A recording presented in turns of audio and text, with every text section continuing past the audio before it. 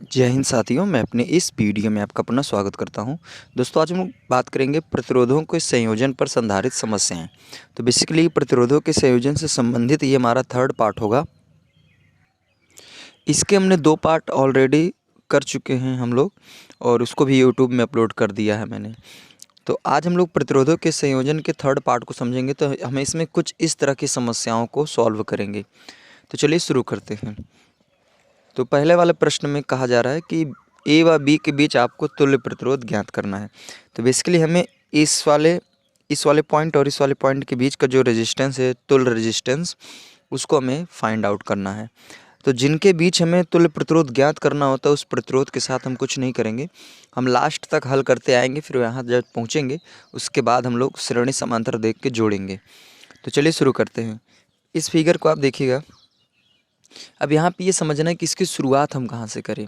तो जहाँ से आपको श्रेणी समांतर पहचानना समझ में आ जाए, वहीं से आप शुरू कर दीजिए। जैसे यहाँ पे अगर देख पा रहे हैं कि ये दोनों श्रेणी क्रम में है, तो ऐसा नहीं है, क्योंकि यहाँ पे एक ब्रांच आके जुड़ गया, तो इस वजह से श्रेणी क्रम नहीं हो सकते। ठीक है, तो हम शुरुआत करेंगे यहाँ से। देखिए, ये दोनों श्रेणी क्रम में है। क्यों? क्योंकि अगर यहाँ से करंट जो जाएगी वही करंट यहाँ से होते हुए फिर मुड़ के यहाँ पे आएगी। तो ये दोनों श्रेणी क्रम में दिख रहे हैं। तो यहाँ पे श्रेणी क्रम का फार्मूला लगेगा, तो ये 3 ओम 6 ओम जाएगा। तो इसका नया फिगर कैसे बनेगा? तो नया फिगर कुछ इस तरह बन जाएगा। हम सॉल्व नहीं करेंगे, हम सिर्फ यहाँ पे आपको फिगर बना बना के समझाएंगे। और ये वाला रेजिस्टेंस ऐसे ही बना देते हैं। ठीक है, ये ऐसे।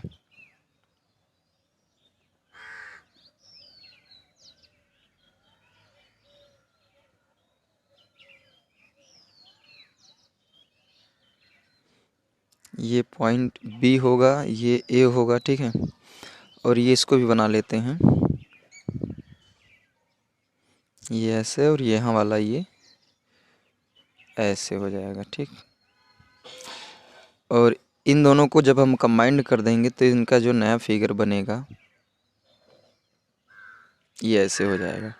देखिए, 3 में ये ओम ही हो जाएगा 6 ओम, और इधर रहेगा ये 6 ओम, इधर ये 3 ओम, फिर यहाँ पे रहेगा ये 6 ओम 6 ओम 3 ओम 3 ओम, और यहाँ पे हो जाएगा 3 ओम। ठीक है, हमने क्या किया, इन दोनों को श्रेणी क्रम में जोड़ दिया, तो यहाँ पे 6 ओम आ गया। अब ये दोनों आपको समांतर क्रम में दिखने लगे। तो समांतर क्रम में अगर दो प्रतिरोध समान मान के होते हैं, तो उनका तुल्य प्रतिरोध जो होता है वो आधा हो जाता है। तो 6 का अगर हम समांतर निकालेंगे तो 3 आएगा। तो इन दोनों को कंबाइंड कर देंगे तो एक प्रतिरोध बनेगा। तो इसका देखिए फिगर कैसे बनेगा। पहला नंबर तो आप ए और बी के बीच बना ही दीजिए। ए है, ये बी है। अब इन दोनों को हमने कंबाइंड कर दिया, तो इसका एक फिगर बन जाएगा। ठीक है, फिर इसके बाद इसको बनाएंगे, फिर इधर वाला बनाएंगे, फिर इधर वाला। ठीक है, उसके बाद ये दोनों एक हो गए। अब ये वाला फिगर बचा, तो ये वाला हम क्या करेंगे, ऐसे इधर बना लेंगे, और ये बचा है इसको भी हम लोग क्या करेंगे, इसको भी बना लेंगे।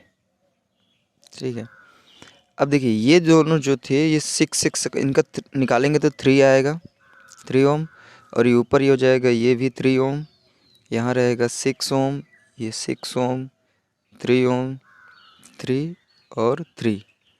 ठीक है, अब देखिए ये दोनों, ये वाला प्रतिरोध 3 ओम का है, तो ये दोनों श्रेणी क्रम में दिख रहे हैं, क्योंकि जो करंट यहाँ जाएगी वही करंट यहाँ से भी आएगी। तो ये दोनों श्रेणी क्रम में है, तो इनको जोड़ लेंगे तो 6 हो जाएगा। तो इसका देखिए नया फिगर आपका कैसे बनेगा। तो इसका पहले ए और बी बना लेते हैं। यहाँ पे रहेगा ए, यहाँ पे रहेगा बी, इन दोनों को जोड़ लीजिए। ठीक है, इन दोनों को जोड़ लिया हमने। अब फिर इसको इधर बना लेते हैं, इस वाले को, नहीं सॉरी, इसको तो हमने जोड़ लिया ना, तो ये एक ही रहेगा, और ये वाला हम बनाएंगे। ठीक है, ये क्योंकि हमने इसको जोड़ लिया, तो यहाँ पे हो जाएगा ये 6 ओम, और ये रहेगा 6 ओम, इसको हमने कंबाइंड कर दिया। अब ये वाला बना देंगे, फिर उसके बाद ये वाला बना देंगे।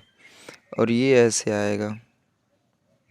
तो यहाँ भी ये वाला हो जाएगा 6 ओम, इधर ही हो जाएगा 3 ओम, इधर 3 ओम, यहाँ भी 3 ओम। ठीक,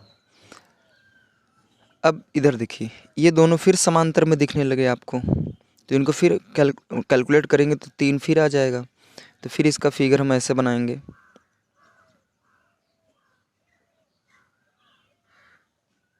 ठीक, इन दोनों को कंबाइन कर देंगे तो इसका एक फिगर बन जाएगा। फिर उसके बाद ये वाला फिगर भी बचा है, तो इसको हम क्या करेंगे, इधर इसके साथ, फिर इधर इसके साथ, और ये वाला, ये दोनों एक हो गए। अब ये बचेगा ये वाला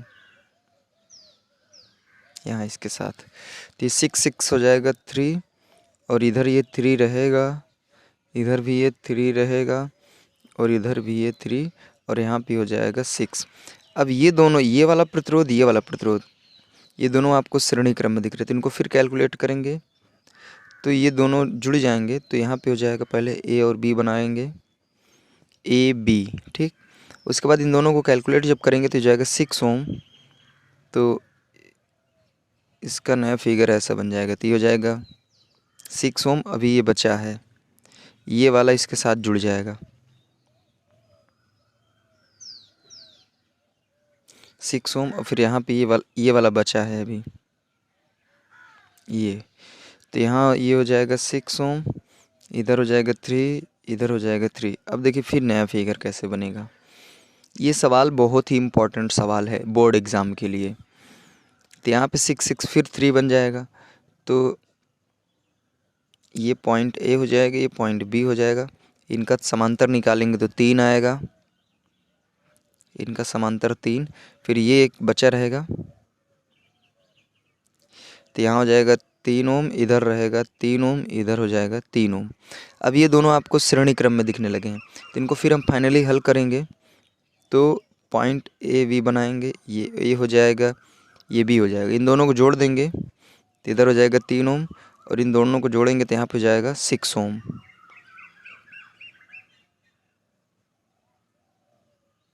तो ये हो जाएगा 6 ओम, और यहाँ नीचे हो जाएगा 3 ओम। अब देखिए ये दोनों आपको समांतर में दिखने लगे, तो अब इनका हम समांतर जब निकालेंगे तो फाइनली हम लिख सकते हैं 1/r = 1/6 + 1/3। तो इनका एलसीएम निकालेंगे, 6 आएगा, 6 1 जा 6, एक बार 1 गुणा 1 में करेंगे 1, प्लस 3 2 जा 6, 2 बार जाएगा, 2 गुणा 1 में करेंगे 2, तो यहाँ ये 3 हो जाएगा 6, तो 3 का नाम 3, 3 नहीं है 6, तो फाइनली R = आपका हो जाएगा 2 ओम। तो उम्मीद करूँगा दोस्तों ये प्रश्न थोड़ा सा, इसमें क्या था, प्रोसेस लंबा था क्योंकि फिगर जो आपका था ये टफ था, तो इसको आपको सॉल्व करते करते करते करते शॉर्ट बनाना है। और यहाँ पे देखिए मेन होता है फिगर, अगर एग्ज़ाम में इस तरह के प्रश्न आते हैं तो आपको फिगर बनाना ज़रूरी होता है। अगर आप फिगर बनाएंगे तभी जाके आपको सॉलिड नंबर मिलेगा, तो ये बात आपको ध्यान देनी है। अब आइए हम लोग नेक्स्ट क्वेश्चन की ओर चलते हैं। इसमें कहा जा रहा है कि दिए गए चित्र में ए व बी के बीच विभवांतर ज्ञात कीजिए। यानी कहने का मतलब ये यहाँ पे जो पॉइंट ए है और यहाँ पे जो पॉइंट बी है, इनके बीच हमें वोल्टेज को कैलकुलेट करना है। तो देखिए वोल्टेज कैलकुलेट करने के लिए एक फार्मूला होता है, ओम के नियम से V = होता है IR। तो अगर आपको किसी सर्किट का करंट पता हो और उसका रेजिस्टेंस पता हो, तो अगर उनका मल्टीप्लाई कर देंगे तो हमें वोल्टेज प्राप्त हो जाएगा। तो हमें इस पॉइंट और इस पॉइंट के बीच वोल्टेज निकालना है, तो हमें क्या करना है, इनके बीच जितने प्रतिरोध हैं उनको हम कैलकुलेट कर लेते हैं, और इसमें जो करंट जा रही है उसको हम देख लेते हैं, उसके बाद उनका मल्टीप्लाई कर देंगे, आंसर आ जाएगा।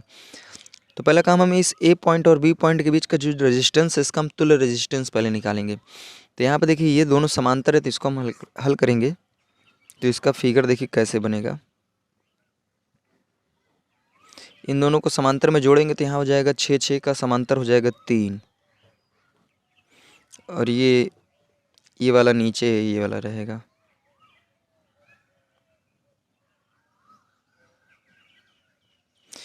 यहाँ पे ये बिंदु ए है, यहाँ पे बिंदु बी है, और इसमें जो करंट फ्लो कर रही है वो 2 एम्पियर की है। तो अभी हालांकि करंट से कोई काम नहीं था। यहाँ पे 6 6 का निकालेंगे तो होगा 3, और ये नीचे वाला हो जाएगा 3, ये हो जाएगा 2.5। ओम। ठीक है, अब देखिए दोनों इनका समांतर निकालेंगे, तो अभी हमने आपको बताया कि अगर दो प्रतिरोध समांतर क्रम में हो और उनके मान समान हो तो उनका तुल्य प्रतिरोध आधा हो जाता है। तो 3 का तुल्य निकालेंगे तो हो जाएगा 1.5। तो इसका फिगर ऐसा कुछ बन जाएगा, यहाँ पे हो जाएगा पॉइंट ए, यहाँ पे हो जाएगा पॉइंट बी। इन दोनों का निकालेंगे तो आएगा 1.5 ओम और यहाँ हो जाएगा 2.5। ठीक, अब देखिए यहाँ पे 1.5 और ये 2.5 श्रेणी क्रम में जुड़ जाएंगे, तो यहाँ पे जो तुल्य प्रतिरोध आर ए बी जो आएगा, तुल्य प्रतिरोध जो आर ए बी आएगा वो हो जाएगा 2.5 और 1.5 जोड़ देंगे तो हो जाएगा 4 ओम। ठीक है, अब हमें क्या करना है, वी ए वी यानी voltage point A to B, हमें ए और बी के बीच का वोल्टेज हमें फाइंड आउट करना है। तो हमें ए और बी के बीच के करंट क्या है और उसका रेजिस्टेंस क्या है। तो करंट जा रही है 2 ओम और रेजिस्टेंस है 4 ओम। तो 2 और 4 का मल्टीप्लाई कर लेंगे तो ये हो जाएगा 8 और मात्रक हो जाएगा वोल्ट। तो उम्मीद करूँगा दोस्तों ये प्रश्न आप समझ पाएंगे। सीधे सीधे इसमें करना क्या है, अगर सवाल में आपको वोल्टेज पूछ रहा है तो उनका तुल्य प्रतिरोध निकाल लीजिए, उसमें देखिए करंट कितनी फ्लो कर रही है उसको देख लीजिए, उसके बाद उन दोनों का मल्टीप्लाई कर लीजिए, वही आपका आंसर हो जाएगा। तो उम्मीद करूँगा दोस्तों ये दूसरा वाला भी प्रश्न समझ में आ गया होगा। तो दोस्तों आज की इस वीडियो में बस इतना ही।